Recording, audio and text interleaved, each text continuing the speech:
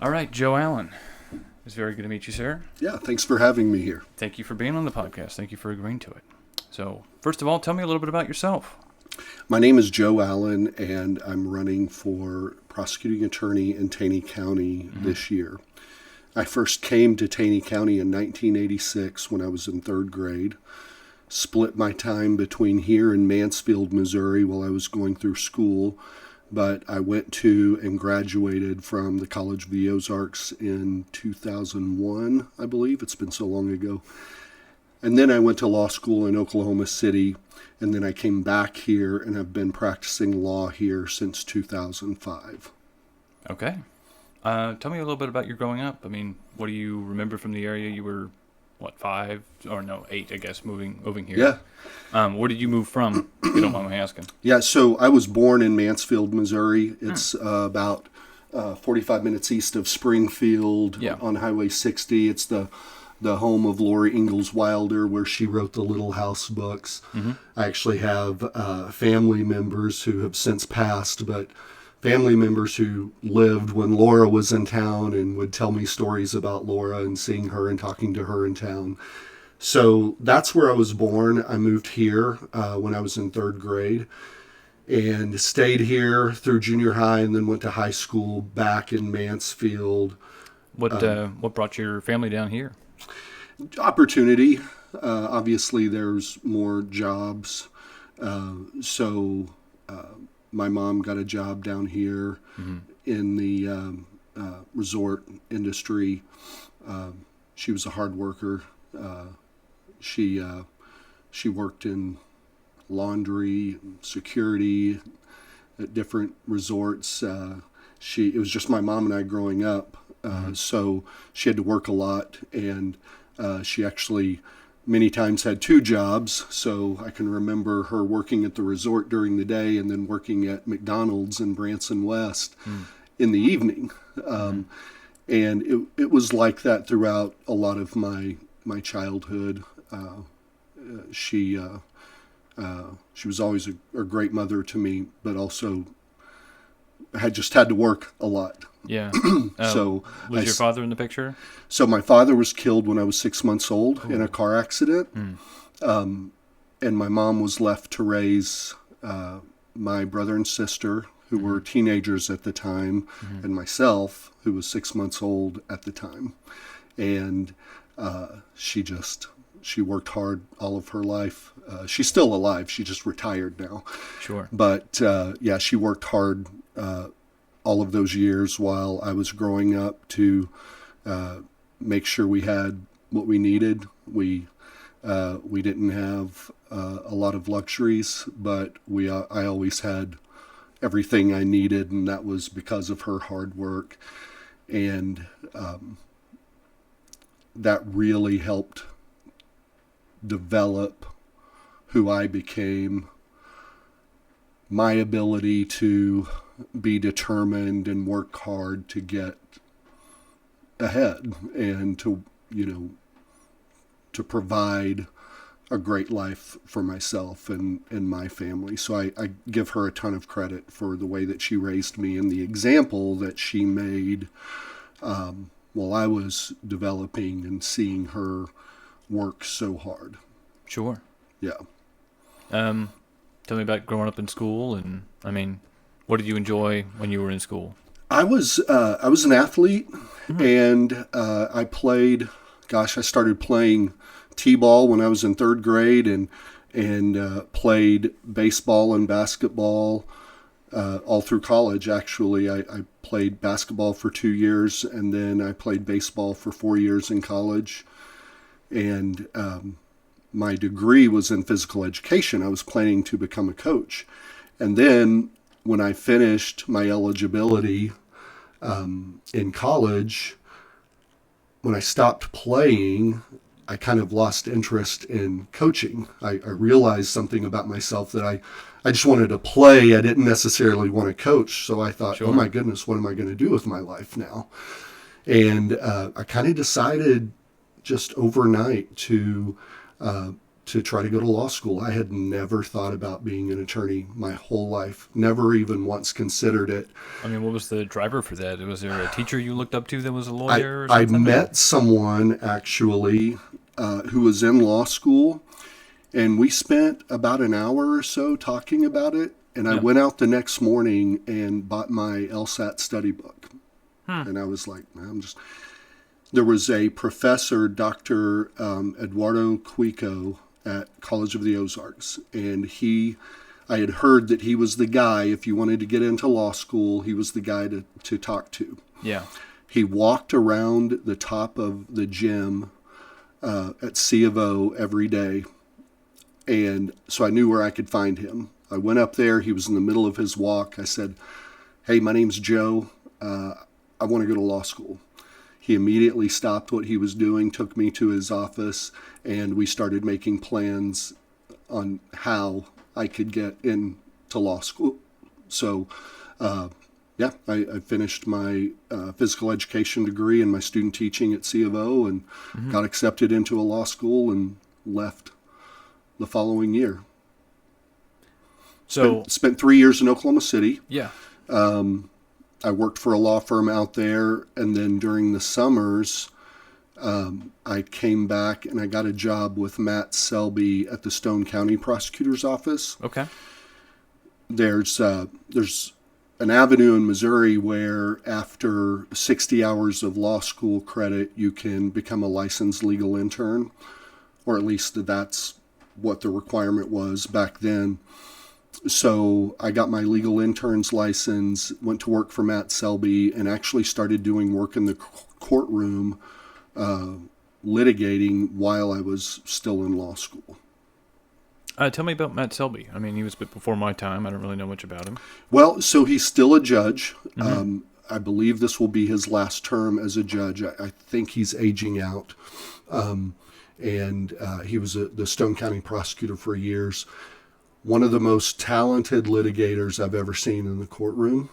And I got to just be shoulder to shoulder with him. He was a really great mentor to me, taught me a lot about talking to a jury, taught me a lot about making decisions as a prosecutor. One of the things he told me that I have always remembered was that all of the people who are charged with crimes are not necessarily criminals, so to speak. So he had a way of looking at cases and thinking about, potentially second chances for certain people, but then he also knew when to be aggressive, knew when to not make deals, and knew when to take a case to trial to try to send someone to prison. And I think he was brilliant at making those decisions. And I'm really thankful that I was able to work with him. Unfortunately, there was just no budget for me to go into that office when I finished law school. So I went out into private practice, and I've been in private practice for over 20 years. I was the municipal prosecutor for Rockaway Beach for about 10 years. That's court once a month, speeding tickets, simple drug possession, assaults, Yeah. So very much different than a full-time prosecutor. Gotcha. But I have been on both sides of criminal cases, prosecution and defense. Tell me a little bit about the defense side. I mean, what was that like making that transition from being on the good guy side to the bad guy side? Yeah, so great question. When I went to law school, I really knew nothing about the law. I mean, I had no idea what I was getting into and had no idea what I wanted to do. Because my father was killed in a car accident and my mother was almost killed in a car accident, and it was other people's fault, I initially had interest in doing personal injury litigation, plaintiff's work. But as I got into my criminal practice classes and started working with Matt over at the prosecutor's office, I really became fascinated with criminal law. And initially, I knew I wanted to be a prosecutor, but I just couldn't get a job. I mean, coming fresh out of law school, I could not get a job as a prosecutor somewhere. I tried, so I ended up going into private practice, and I've done criminal defense work for over 20 years. From a professional standpoint, it's been so fascinating, so rewarding. I really enjoy that I get to go into a courtroom every day, Mm-hmm. and I get to litigate. I enjoy that. I enjoy getting to meet new people all the time. Mm-hmm. Every client and every case, even if their charges are similar or the same, it's different. Mm-hmm. Every case and the facts that go along with that case are unique to that case. Sure. So it's a new challenge for me every time I take a new case. Even if I've represented people for DWIs hundreds or thousands of times, every different case has a different set of facts, different personalities, different challenges. And I think that's kept me, really interested, really focused throughout my career. I get to talk to prosecutors, develop relationships with prosecutors and judges, and I get to negotiate. That's really fun. I get to go in front of juries and try cases. I think that there was always a competitive spirit in me from playing sports. And when I stopped playing sports, that competitive spirit didn't leave. And being a litigator, being a courtroom trial attorney has satisfied that itch, right? Like, I get to go in and still compete. Yeah. So it's been so rewarding. And ultimately, when people approached me about running for this position, I thought that it would be really fun and rewarding to end my career back on the other side Mm-hmm. of criminal cases. And if I'm elected and continue to be reelected, I would keep this position until I retired. Mm-hmm. That's my plan. Sure. I'm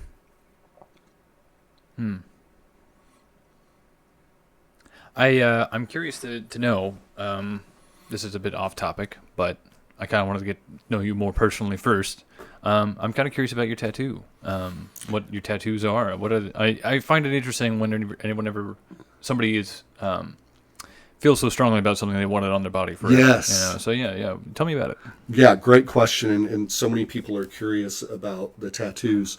First of all, I didn't get my first tattoo until I was close to 40, I think, late 30s. So just a public service announcement to any young people listening: wait until your frontal lobe fully develops before you start getting tattoos on your body. I just never had anything. I never had a desire for a tattoo. I never had anything that I felt was so important that I needed it to tattoo it on my body. And then I started producing a hunting television show, and I thought, no matter how long this show goes, it's always something that I'll be really proud of that I've done, the creative aspect of it.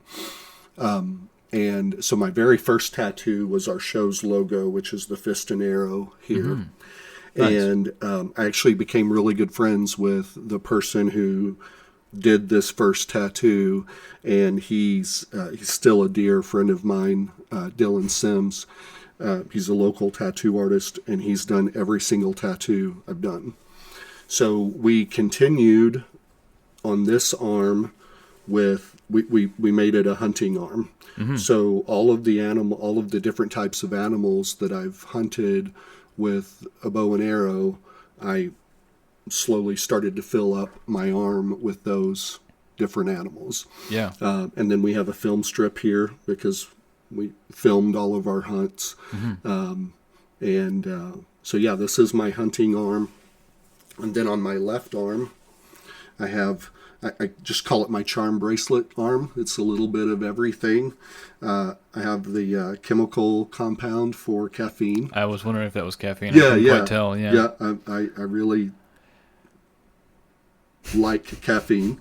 Fair enough.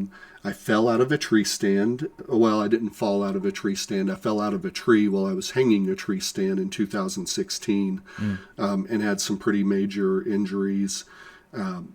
And I was not wearing a harness. I was not using any safety equipment. I would just climb up, and I was at 20 feet and a branch broke and I fell straight back from 20 feet.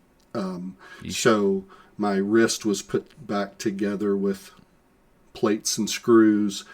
So I tattooed these 3 screws here as a reminder for safety. Sure. And I became a staunch advocate for tree stand safety after that, and made a lot of public appearances and spoke a lot. You probably did after advocating that, for tree stand safety awareness. I have a red heart here, heart on my sleeve for mental health awareness. I went through a lot of childhood trauma and internalized that throughout my whole adolescence and teenage and part of my adult life. And finally, about 8 or 10 years ago, started processing that trauma. So I like to talk to people about mental health awareness, especially other men, because I know it can be hard for men to talk about past traumatic events. And so I love being an advocate for mental health. I took my kids into the tattoo studio one day, and they actually tattooed their names. Oh, that's cool. On my arm, Hunter and Annabelle. I've got the Missouri. Ah, okay. I was thinking it was like Michigan or... Nope. Or, that's Missouri, and then it down. says Ozarks down here in southwest Missouri. Very cool. And I actually have a large Rapunzel tattoo here on my shoulder. My daughter, when she was 2 or 3 years old, she used to use those temporary tattoos that you stuck in water and she would tattoo Disney princesses on my arm. So I told her one day, you can pick out your favorite Disney princess and I'll go tattoo it. So she said Rapunzel. And before I went to Dylan to do it, I said, Annabelle, are you sure this is your favorite princess? Are you positive? Yeah, Rapunzel. So when I got back, I was really eager to show her. I showed her, the big Rapunzel that I got on my arm for her, and she immediately said, "Oh, why didn't you get Tinkerbell?" Yeah, all the more reason to wait until your frontal lobe is developed to go. That's get your right. Rapunzel tattoo. Don't take tattoo advice from a 3-year-old. Sure.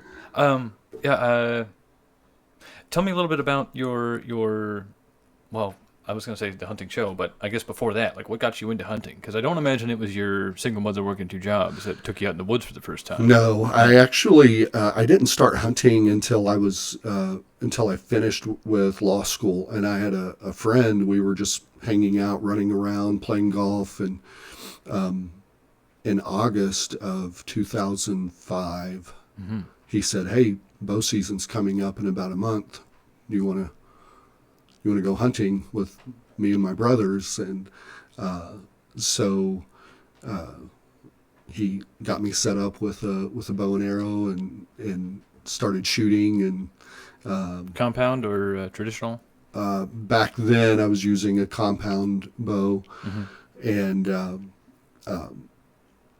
just didn't really know what I was doing, but I started that year and slowly learned more and more. And I really fell in love with being out in the woods, in nature. I fell in love with the challenge and adventure of archery hunting. and just kept doing it. And I remember sitting in the woods one day thinking, this is one of the most beautiful things you can experience in life, being out in the woods as the sun rises and the animals start moving and making noises, nature wakes up, or at sundown when everything's getting quiet. And it's just, I thought I have to document this somehow.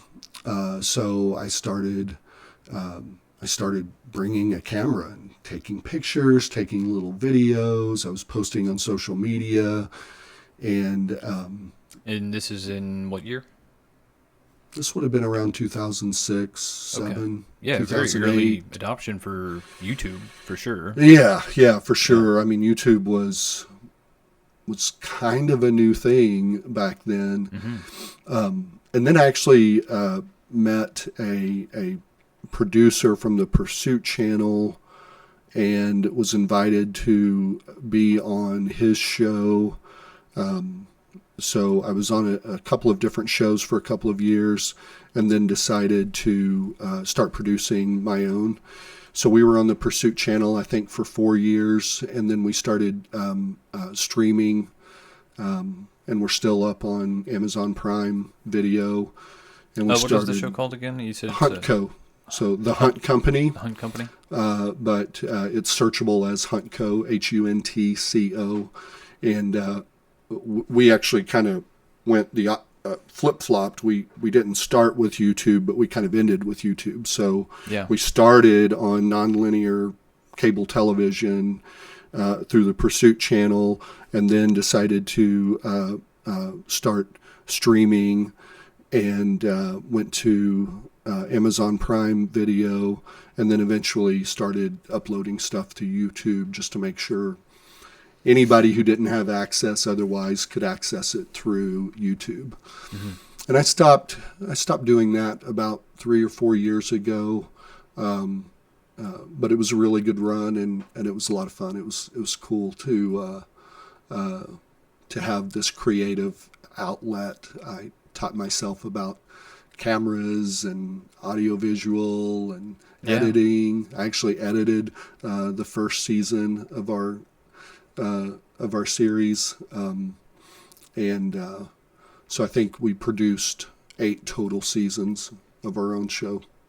Are the first seasons available on Amazon as well, or okay? I wasn't sure if it'd be lost behind some streaming service paywall that. Yeah, no. I believe every season is available. I eventually signed an agency contract with a company in California, and they managed the streaming stuff. So as far as I know, all of the seasons are available on Amazon Prime Video. Okay. And I think most of them are on YouTube. So we did 13 episodes a year for 8 years. I think maybe the last year or two, we may have done fewer episodes, but yeah, there's a lot of. It was archery only, and I hurt my shoulder one year, so my doctor at the time said that you had to get a note or doctor's order to get use a crossbow during archery season in Missouri back then. But I didn't want to use a crossbow, so I went to a local bow shop and grabbed a left-handed bow just to see if I could do it. And I started shooting left-handed that year. So in subsequent years, I would always try to hunt both left and right-handed.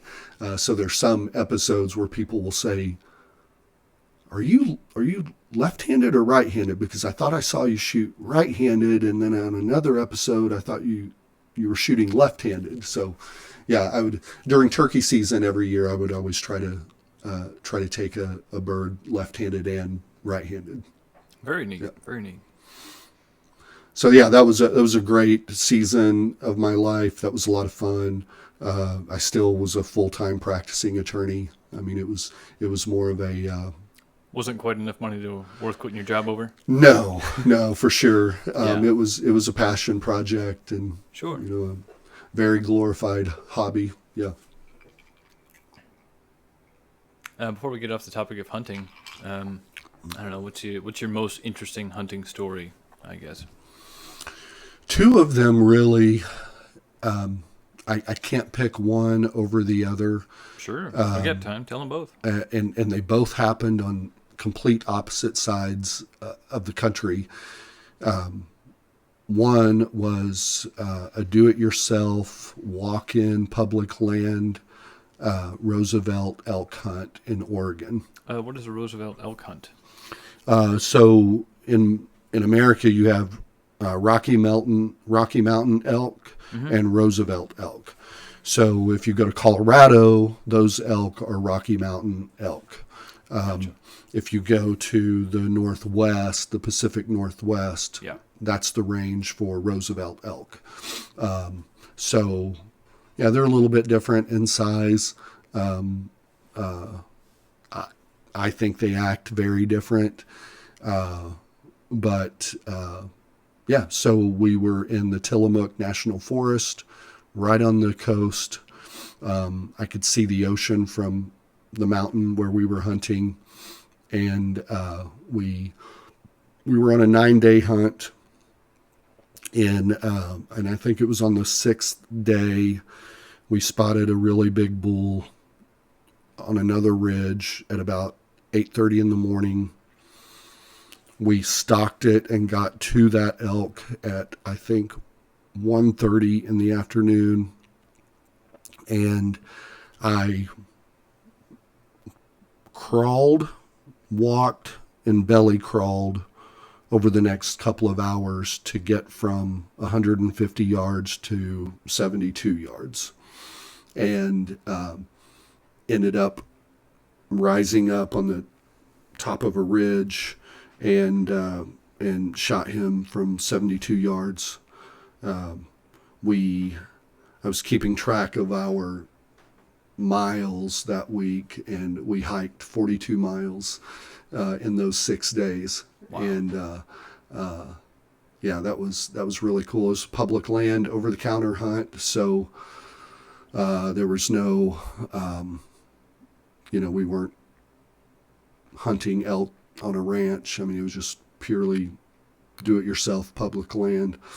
Mm-hmm. And that elk made the Pope and Young, qualified for Pope and Young scoring. So it was a really big elk. And then the second most exciting hunt, I used to go down to Florida every year and hunt alligators with my bow and arrow. Mm-hmm. And we would go out. Basically anybody. You've had some good shot placement for alligators. I'm sure. For sure. Crocodiles. Right? Yeah. So any body of water in Florida, you can just assume there will be alligators there. Yeah. Yeah. And if there isn't, there will be soon. Yeah. So they're everywhere.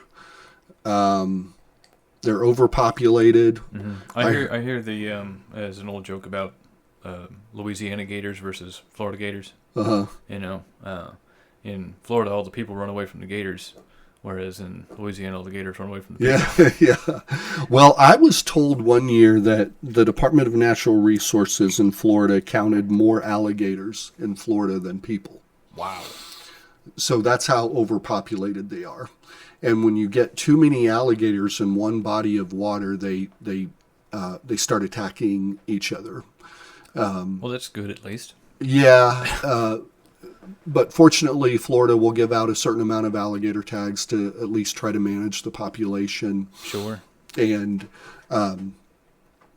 so we would go out at night and use a spotlight and just scan across the water.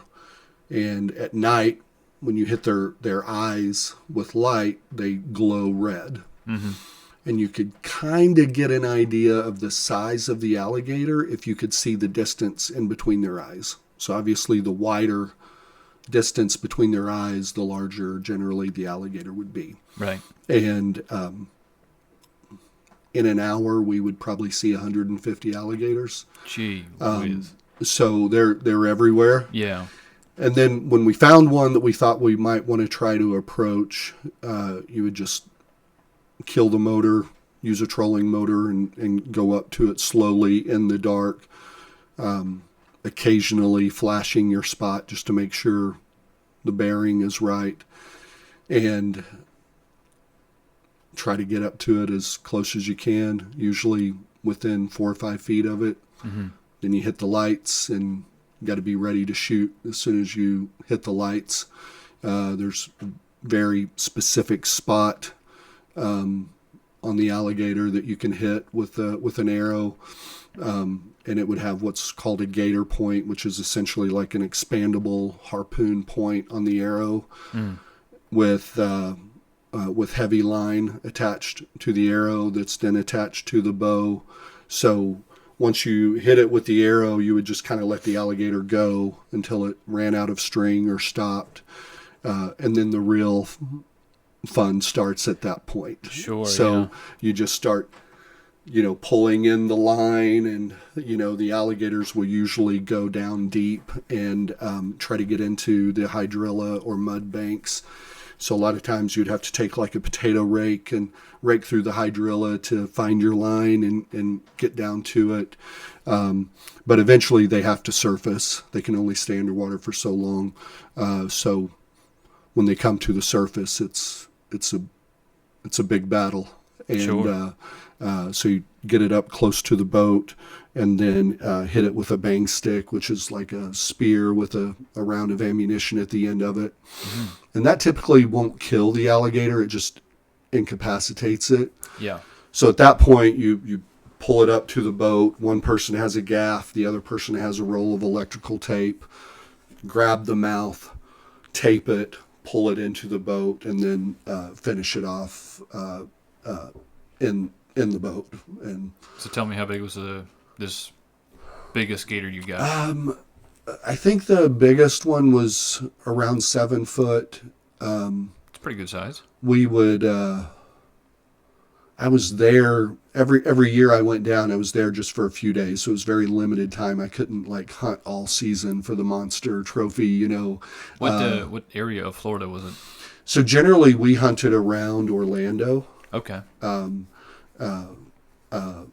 Orlando, Kissimmee.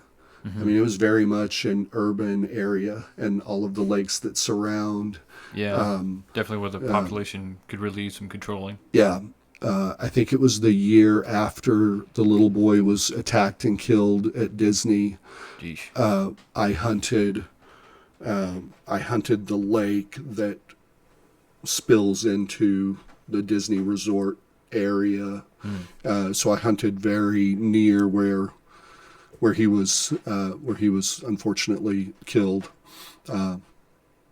Many nights we were close enough to Disney that we could see the lights of Disney, and so yeah, it was really cool. And I just can't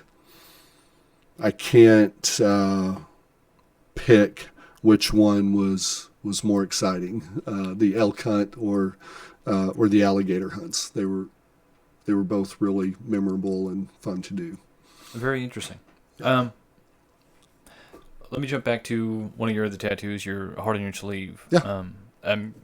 Don't want to pick any sore wounds or anything, but I mean, would you be open to talking about that a little bit? Yeah, absolutely. Not only am I willing to, but I'm eager to share my story, my recovery, and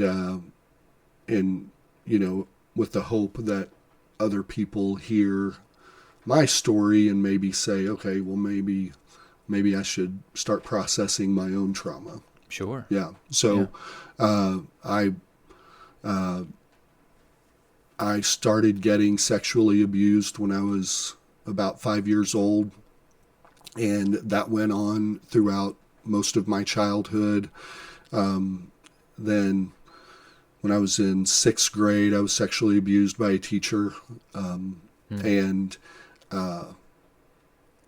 I started experiencing panic attacks, and back in the 80s when I was growing up, you just It was just a dizzy spell, or nobody really talked about mental health, and or recognized, the severity of panic attacks. And so I didn't really know what was happening to me. And I was embarrassed to talk about it because I just thought I was weird. But the feeling was very real. So I just kind of suffered through it. If I had a panic attack, I would just kind of isolate myself until it went away.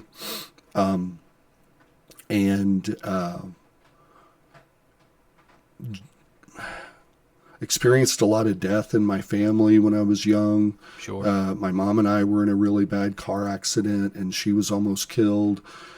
And then eventually, when I got married, my wife was the one who recognized the symptoms of my trauma and eventually convinced me to start getting therapy. And that's been a journey. Ultimately, I did what's called ART therapy, or accelerated resolution therapy. And that changed my life. So, my message to people is that, if you get a sore throat, or you break your arm, you go to a doctor, right? Like, it's just, there's a fix for both of those things. And I think there's this stigma even still around mental health. And what I hope people can understand is that there's a fix for mental health issues. There are a lot of different types of options, whether it be talk therapy or EMDR or ART or medication. You don't have to live with anxiety. You don't have to live with depression. You don't have to live with ADHD. There's a fix for it. And I was able to process my trauma, and it felt like I was released from a prison. Just like all of the sudden, it's like I feel free. Yeah. I can breathe easier. Yeah. I don't harbor anger.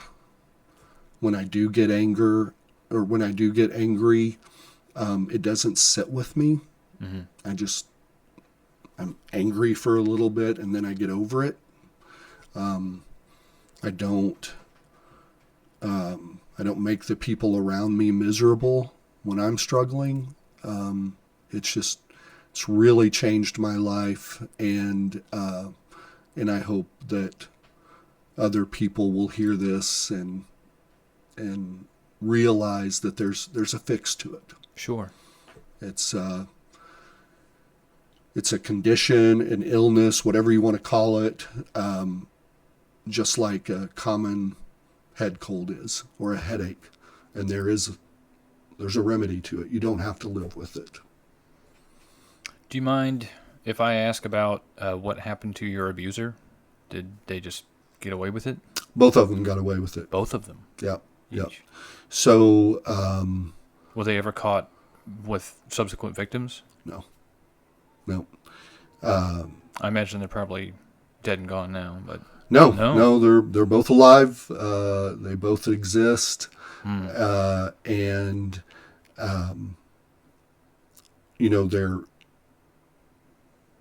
there is still a statute of limitations. Yeah. So, as I got older, I realized that I should try to do something about the people who were still just out in society who abused me. But unfortunately, it was too late for criminal charges to be filed. I know recently in the Missouri legislature, there's been some traction with NDAs, non-disclosure agreements, and civil lawsuits, and timing in civil lawsuits.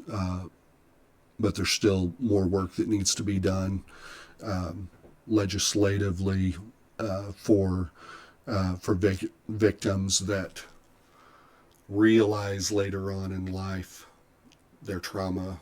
And so, yeah, both of them are free and moving about. Yeah. Well, it's a tad disheartening to hear, I guess. Yeah.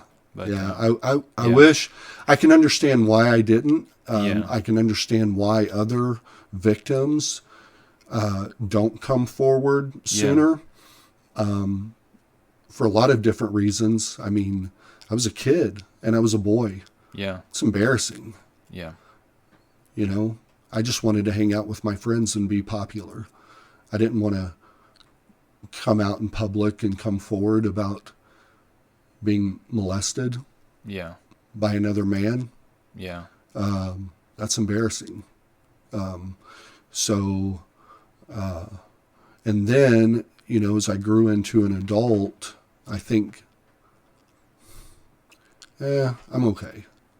I've gotten past this. And then ultimately, you know, I was functioning just fine. I went to law school. I became an attorney. I became a successful attorney, but I really struggled with personal relationships.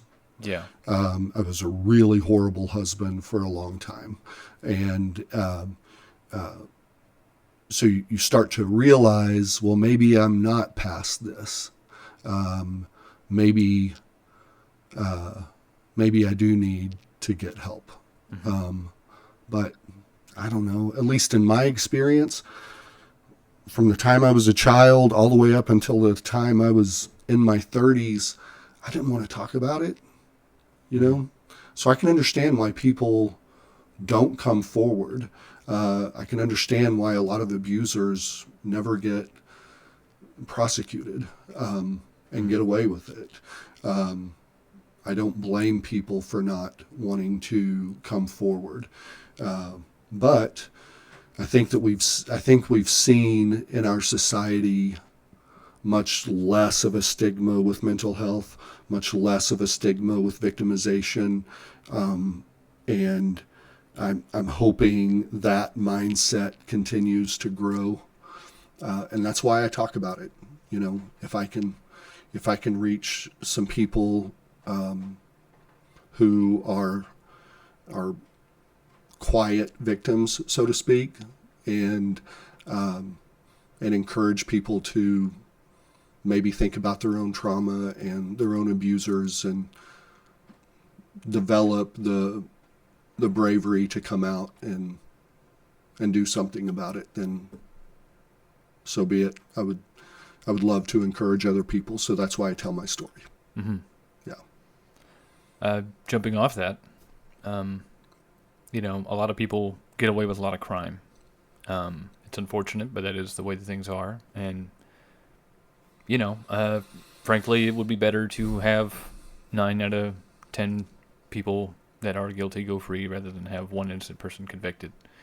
And I do believe that, but, you know, it is very unfortunate that these kind of situations happen. But with that said, a lot of power and choice in discretionary action can be placed on the prosecuting attorney's office. A lot of district attorneys will have in the past in California done things like not really enforce theft so much, and we've seen places like Walgreens and CVS just move out of entire areas out of California because of the amount of theft that's been going on with their changes to the state law and their changes in enforcement. Of course, that's not the only thing you can selectively enforce, but what is your ethic going forward as a prosecuting attorney, possibly, about what things to focus on and what things not to focus on. How would you apply mercy versus judgment? Yeah. So fortunately, here in Missouri, we're much different than the state of California. Yes, I would agree. The state of California has really failed in that they essentially provide financial incentive for people to stay on drugs. Right. Money is being sent by the state into the large cities, in an effort to help people who are using drugs. Mm-hmm. So these cities, in order to continue getting money, they need people who are on drugs.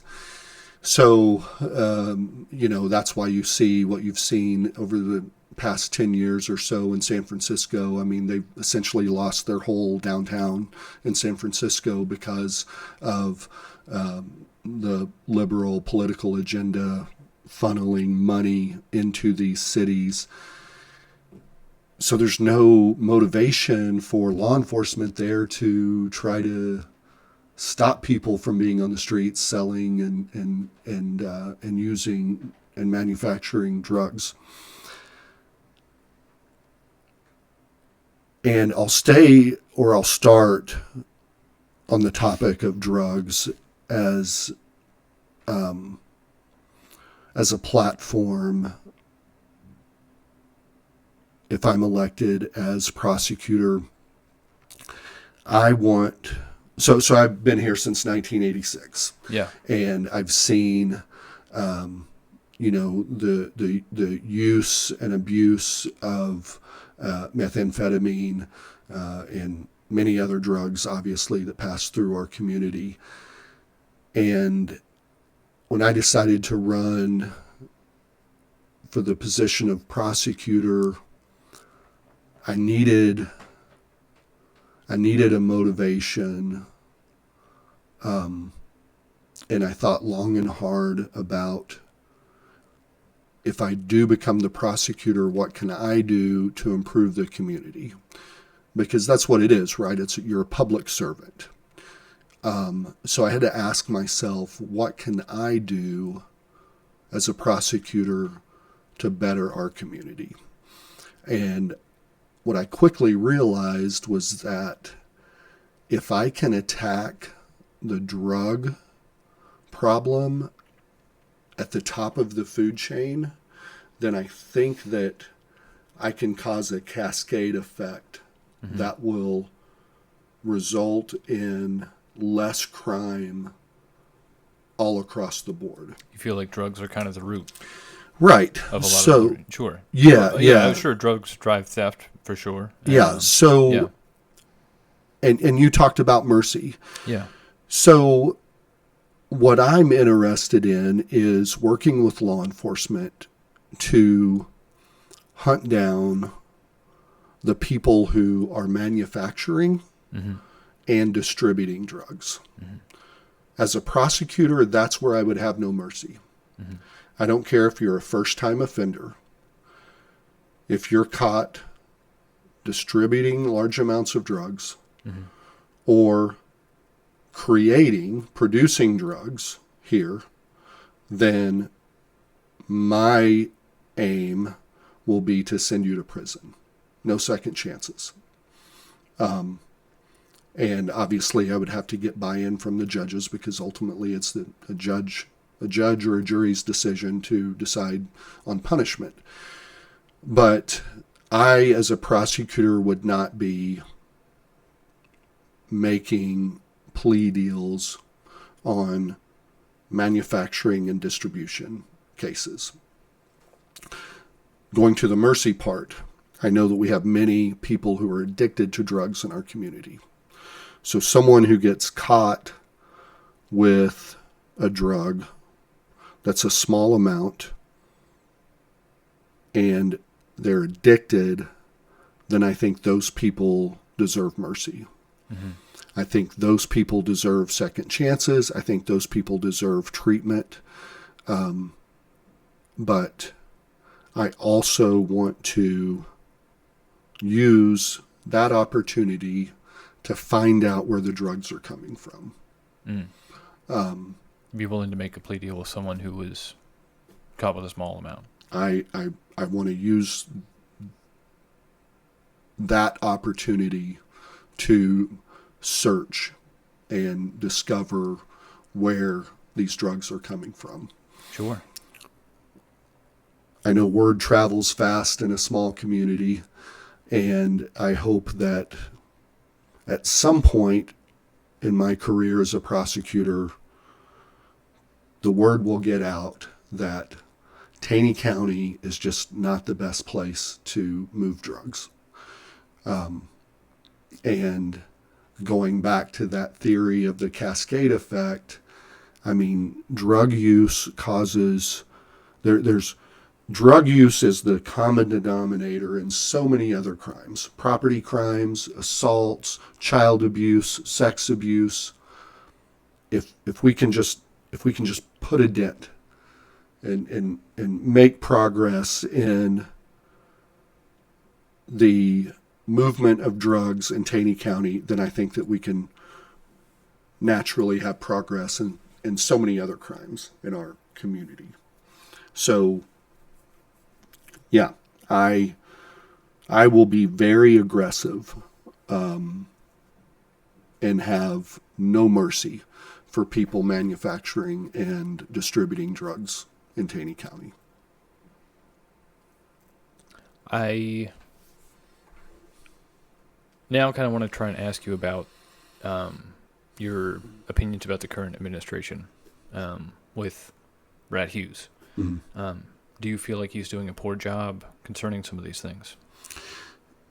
Because I've practiced law here for over 20 years, excuse me, I've seen a number of different elected and assistant prosecutors come and go. Mm-hmm. And I've seen, and I practice all over. So I've seen a lot of different prosecutors' offices and how they're run. I say that because I want to make the point that I have a lot of experience with how to run a prosecutor's office. And I know when a prosecutor's office is not managed properly, then there are a number of different problems that can happen. The biggest problem with the current prosecutor's office is how many felony jury trials they've lost. So this office has, over the past few years, since Mr. Dustin has passed away, has been staffed with inexperienced and poor criminal litigators. Very serious felony criminal cases have been tried in front of a jury by assistant prosecutors who are not qualified litigators to be trying those types of cases. I'm a criminal defense attorney, so I've seen it firsthand. Sure. And so I would bring in talented litigators. Obviously, as one person, I can't try every criminal case in Taney County. So you have to have assistants and you have to have a really good support staff. So that would be my first move, would be to improve the experience and talent level of the litigators in the prosecutor's office. Mm-hmm. The other thing that you see happening with a poorly managed prosecutor's office is cases, if you think about the wheels of justice, right? If you don't manage your caseload properly, then those wheels of justice really slow down. And you start getting victims and families of victims who are thinking, why does this case keep getting continued? Why are we not getting justice? Why do we have to relive this over and over and over? So you have to be able to, as a prosecutor or a defense attorney, you have to be able to judge the value of a case. Okay? So if you get a speeding ticket and you've never had a speeding ticket before, and I'm prosecuting you for that speeding ticket, it's not going to help much if I say, I need you to go to jail for 10 days. That's my offer to you. You're not going to accept that. It's not fair to you. So I've misjudged the value of that case. You're going to say, well, I need to go hire an attorney. And the attorney is going to say, well, we need to reset this case so I can try to talk some sense into the prosecutor. Then eventually the attorney is going to say, well, I guess we just need to set it for trial because, or we need to do an open plea and have a sentencing hearing. You can see how a case that could be resolved in one court appearance can now take 4 or 5 or more court appearances. And then, and that can be in any case. And there are many different factors you have to look at when determining the value of a case and determining what is reasonable to negotiate for a plea bargain. Okay? Maybe the evidence is weak. Maybe you had a cooperating witness that no longer wants to cooperate. Maybe a person just deserves a second chance. You have to be able to evaluate the value of any given case. And if you can't understand the value of cases, then you can't properly dispose of cases in a timely manner. Because not every person who's charged with a crime is a criminal. Not every person deserves to go to prison. So you have to be able to move cases, and that hasn't happened in Taney County over the past few years. We've had very inexperienced prosecutors who are not effectively moving cases through the system. And that causes a backlog in cases. That causes other cases that need to be moved, other victims that need to have justice. It just slows everything down. So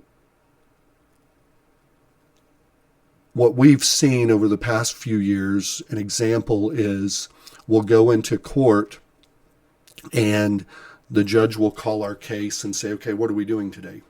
Well, Judge, I don't know because I'm still waiting for an offer. I don't want to plead guilty or set the case for trial until I've at least had a chance to talk to the prosecutor. And then the prosecutor who's sitting in the courtroom will say, well, this is so-and-so's case. This isn't my case, so I can't do anything about it. But so-and-so is not in the courtroom. And so-and-so hasn't looked at the case, made an offer, or at least communicated with the defense attorney, we're not making an offer in this case. So we're stuck. I don't know what to do. Yeah. I don't know if I need to set it for trial or if I need to negotiate because I haven't heard from the prosecutor. So if I am prosecutor, every single case belongs to me. It's my responsibility as the elected prosecutor. I have to have the management skills to be able to manage other assistants, and I have to be able to develop systems that those assistants can work on. So ultimately, it's my responsibility to make sure there are either offers in the file or communication with the other attorney saying, we're not going to make an offer in this case. We'll just go to trial. That way, the other side can know what to do when they go back into court. And you have to effectively communicate with victims in cases to be able to let them know what's going on at each step of their case, when their case will be tried, why their case is getting continued. You just have to be able to effectively communicate with those people who are many times going through the worst time of their lives as Sure. victims. Yeah. So, we've seen poor or inexperienced litigators, and that just it's caused them to lose too many cases. The office isn't effectively managed. Cases are taking too long to be disposed of. Many cases are not getting filed. I've had a number of clients who have hired me, and then a year later, their case still isn't filed. So the statute of limitations runs, and the case never gets filed. So poor management, poor litigation, and that has to change. How could we as the public, I guess, judge how a prosecuting attorney's office is being run? You're saying there's a lot of backlog and missed things. Could you maybe kind of quantify it, or maybe a percentage, some kind of way that we could, what kind of goal would you shoot for? What would you say, here's my successful record as a, prosecuting attorney 1 year from, the election day. Yeah. Here's 1 year's worth of progress. What would that look like, ideally? I mean, to oversimplify it, pay attention to the media. Mm-hmm. If you see a news story that the prosecutor has lost a murder trial, mm-hmm. you know something's wrong. When you make the charging decision, you should know very well what your evidence is. And you should be able to effectively present that evidence and convince a jury of guilt beyond a reasonable doubt. I don't think prosecutors should ever lose trials. You shouldn't bring a case if you don't have the evidence. Exactly. Mm-hmm. And what we're seeing now is, just like the trial that was won last week or 2 weeks ago on the double murder that happened in the famous Dave's parking lot. That murder trial was eventually ended in a hung jury. So the current prosecutor was unable to secure a conviction. And then it was retried with the help of the Attorney General's office.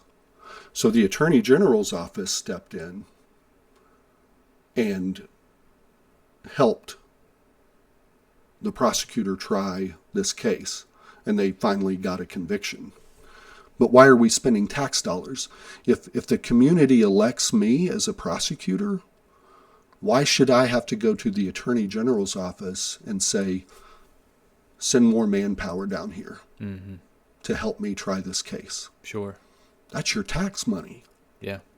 Why should I have to try a case twice and spend more resources? So, that's a problem. And all you have to do is watch the media. If you're seeing a prosecutor losing serious criminal jury trials, then you know there's a problem. That's a way to quantify it. Sure. You can come to court. It's a public forum. You can come to court, and it's very obvious when cases are not getting moved. It's very obvious when the docket is so large, and it's a great way to quantify it. Just come to court and watch. Watch on a criminal law day. Watch what the prosecutors are doing. Watch how many cases are being disposed of versus just being reset. And then there's also CaseNet. I mean, you can follow along on CaseNet, and if someone really wanted to, they could open up CaseNet and follow along every case that gets charged in Taney County and how they're disposed of and create a spreadsheet. I mean, that's a more complicated way of quantifying things. But ultimately, people just need to pay attention and pay attention to whether jury trials are being lost, whether cases are being moved. Sure. It's pretty easy to be involved and pay attention. It can be boring sitting in court, but Sure. the public's welcome to be there. I encourage it. Quite frankly, if I'm trying a case, I would invite the whole community to come watch me. Mm-hmm. I'll be transparent with you. I am planning on, I've already reached out to Brad Hughes, and I'm trying to get in contact with Tony Williams. I haven't got a hold of him. He doesn't have a Facebook account, at least as far as I can tell. But I'm going to be having him on the program as well. And I'm curious, are there any questions you would like me to ask Brad Hughes? So, first of all, I encourage, and I'm happy to hear you say that, because voters need to be informed of the people and issues that they're voting on. I don't want people's votes because I want to win. I want people's votes because I truly believe that I'm the best candidate. I believe that I'm the best criminal litigator in Taney County, and I believe that I can be the most effective elected prosecutor out of the 3 choices. So I want people to know that. I want people to be able to make that decision. I don't want people to take my word for it. And I know there have been public forums, candidate forums, where all 3 of us have spoke. I've tried to be pretty active on social media, whether it's a good comment or a bad comment. I always respond. And I want to always communicate with the community and the voters so they can be educated about who I am versus their other choices. I don't.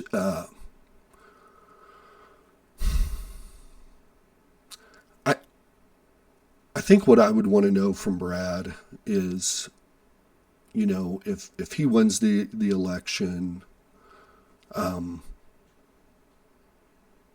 what he's going to do to make that office better, what he's going to do to bring in more effective litigators. And I would also like to ask him why he hasn't gotten a larger budget for the office, because I think the money's available. I think the money is available to hire more support staff. I think the money is available to hire more experienced attorneys. And so I would like to know, if he's elected, if he's going to work harder to improve the quality of litigators in that office. Do you have any suggestions for avenues of approach on that, as far as where to get more money for the office? Yeah, I would go straight to the county commissioners and say, I want the most money you can give me. Sure. Because this office is so important to the safety of our community. If we're going to spend tax dollars, let's spend it on law enforcement and prosecution. I think that's a pretty good use of resources. Sure. So I would go straight to the county commission and I would say, where's the money and how much of it can I have? And I've been here practicing for 20 years. I know who the good attorneys are. Yeah. I know the ones who are not good. So I would start bringing in the best attorneys I could get to that office. Okay. Yeah. There's one more thing I wanted to ask you about. I don't really want to ask you about it, but I saw a comment about it, and I feel like I got to bring it up. And it's unfortunate because of your trauma in your past, but I don't know anything about the specifics of the case or anything, but I've heard that you have defended a child predator of some kind. Is this true? Oh yeah, Yeah? I've defended a lot of people for many years who have been charged with child sex crimes. How do you? Well, I mean, people are people, I suppose, and I suppose I don't know. How do you square it? How do you try to play your hand in blind justice, I suppose, with that? Yeah. So, first of all, when I was sworn in by the Missouri Bar in 2005, I took an oath to uphold the Constitution. I believe staunchly in our Constitution and our system of justice. It's not always perfect, but I do believe that the people who drafted our Constitution and our Bill of Rights did a real dang good job doing it. And if we, as people, allow a person to be accused of a crime without the right to be considered innocent until proven guilty, then I think we fail as a society. And along with that right to remain innocent or to be considered innocent until proven guilty is the right to representation by competent legal counsel. Mm-hmm. So every crime deserves two sides, or our criminal justice system can't work. Okay? You have to have competent prosecution and you have to have competent defense. And in fact, our justice system is set up such that even after a person is successfully prosecuted and found guilty, they have the right to appeal and overturn that guilty verdict if they did not have competent legal representation. So there has to be people on the other end, okay? Mm-hmm. Now, you can make the argument that as an attorney, I get to choose what cases I take. I get to choose who I defend, right? So you could say, well, why don't you not defend people charged with sex crimes? Why don't you not defend people who get caught with drugs? Why don't you not defend people who are charged with speeding?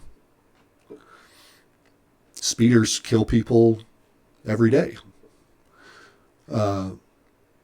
So at what point do you decide as a professional, like, where does it stop?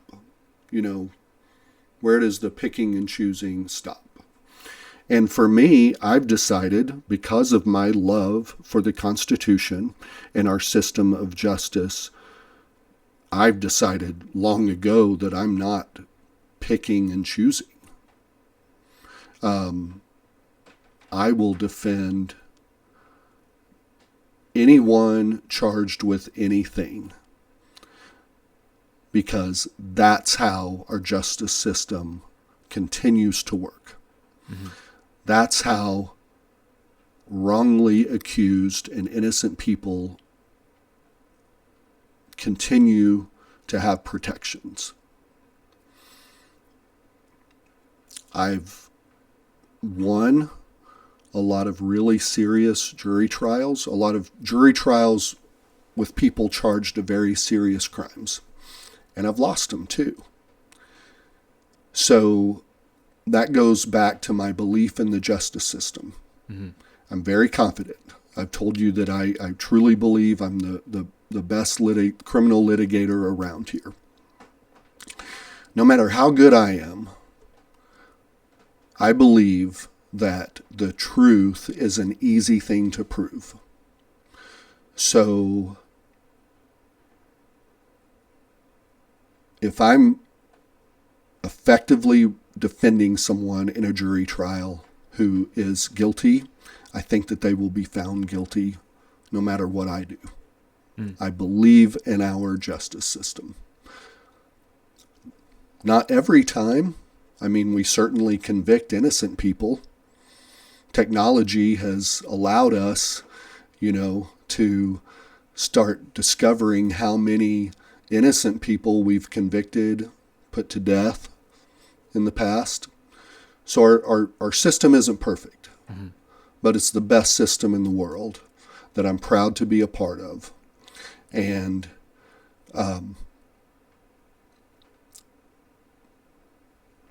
I would ask people to look inside themselves and think and hopefully realize that anybody can be accused of a crime. A young girl who understands how to manipulate, but doesn't fully understand the consequences of trying to get what she wants, can really ruin lives. So I would ask people, what if you were in that situation? What if someone made an allegation that you sexually assaulted them? You're going to lose your job. You might lose your family, your friends, custody of your children.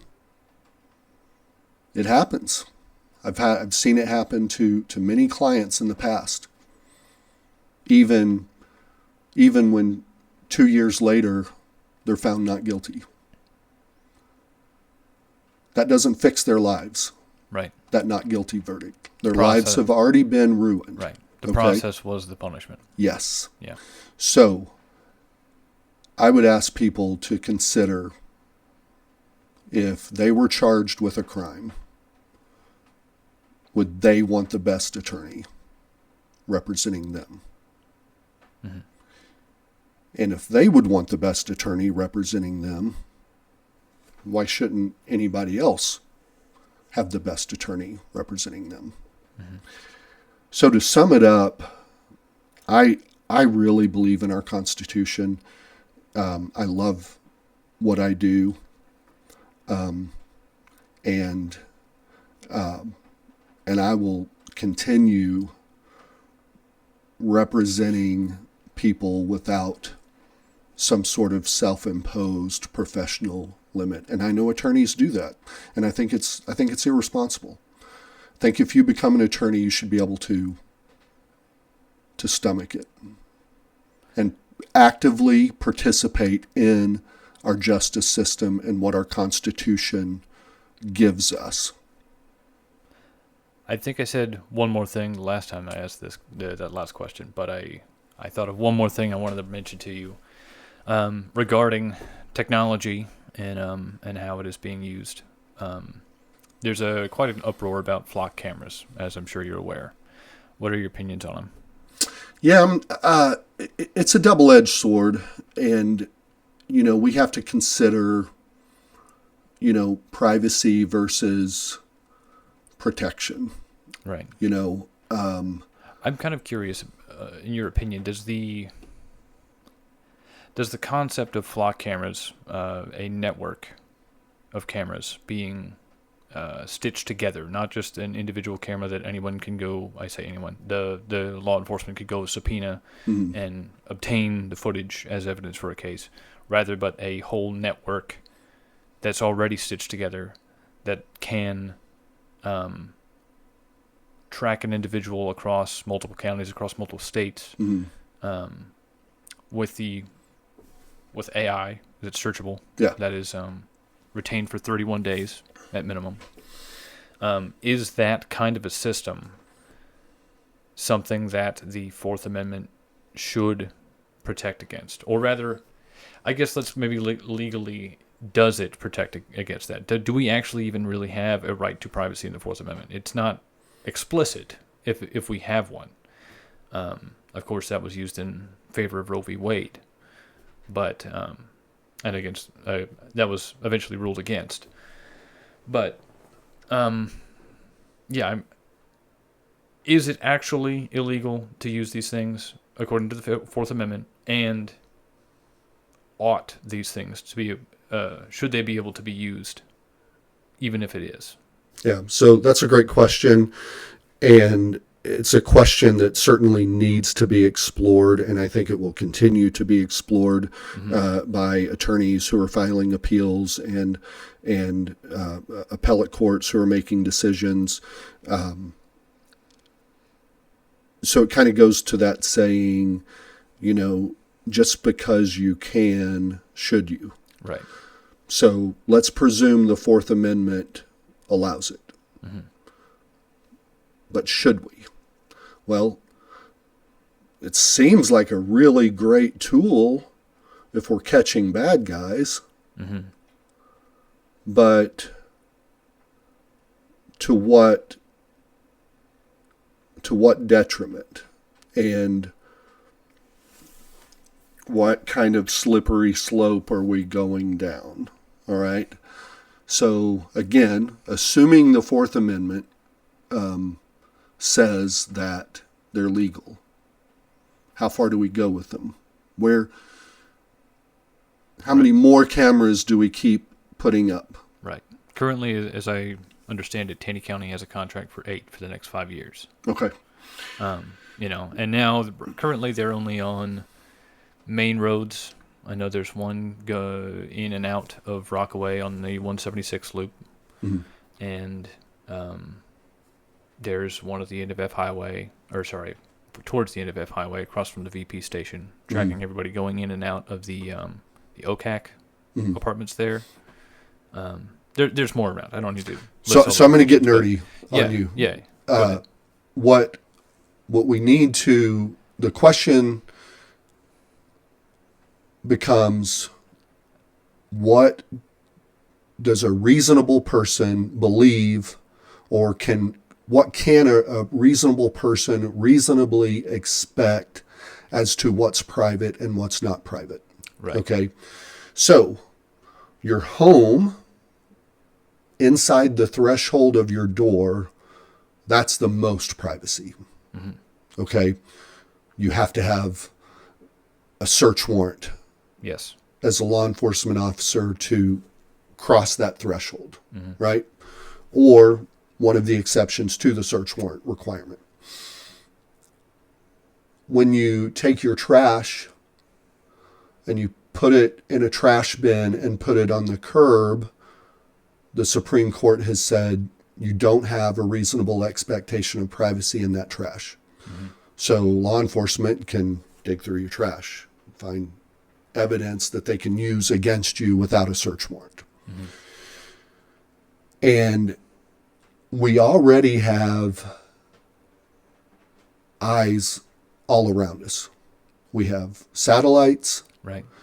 We have cell phone towers. We have our own electronic devices that we use. So we're already voluntarily sending out information about ourselves electronically every day. So,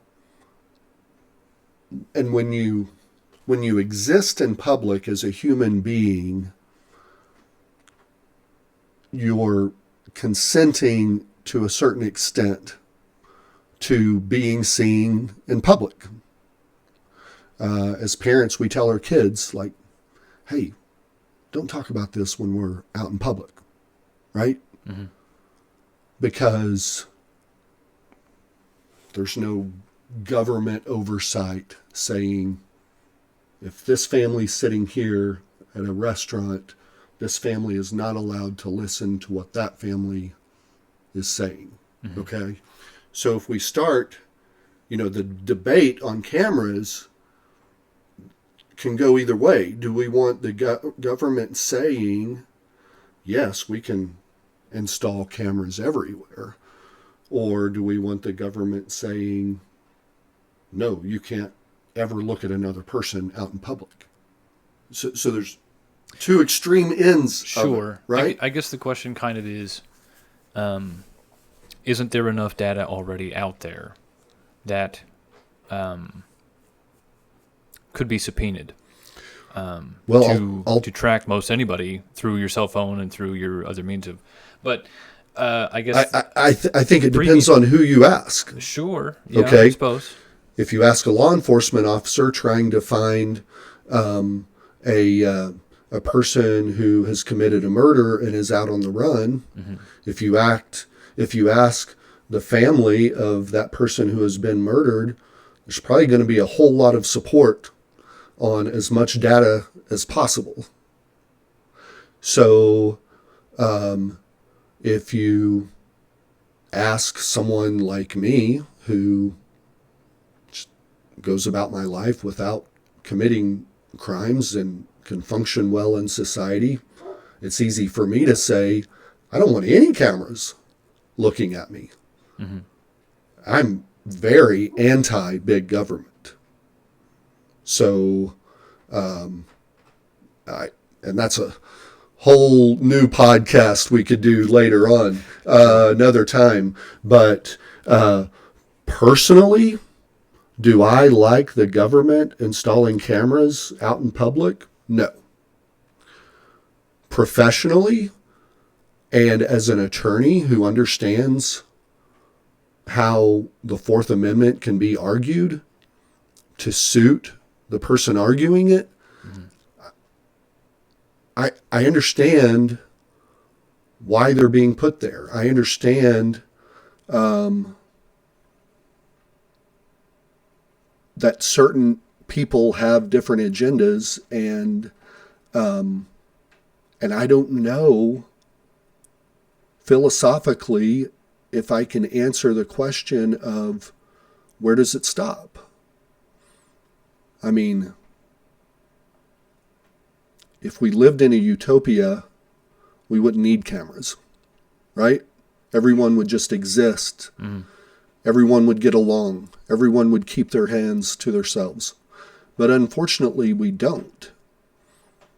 I mean, and I could change my opinion at any given time on cameras.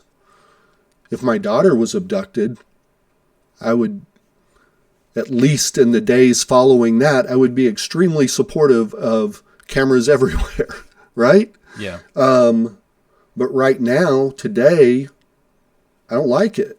I don't like cameras being installed everywhere. But that's just my personal opinion.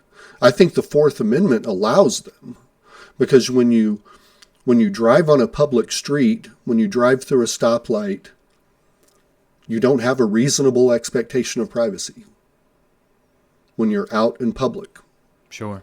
There's the Fourth Amendment has a limit, and you can go through decades of appellate courts and Supreme Court case law that have interpreted what the Fourth Amendment allows and doesn't allow.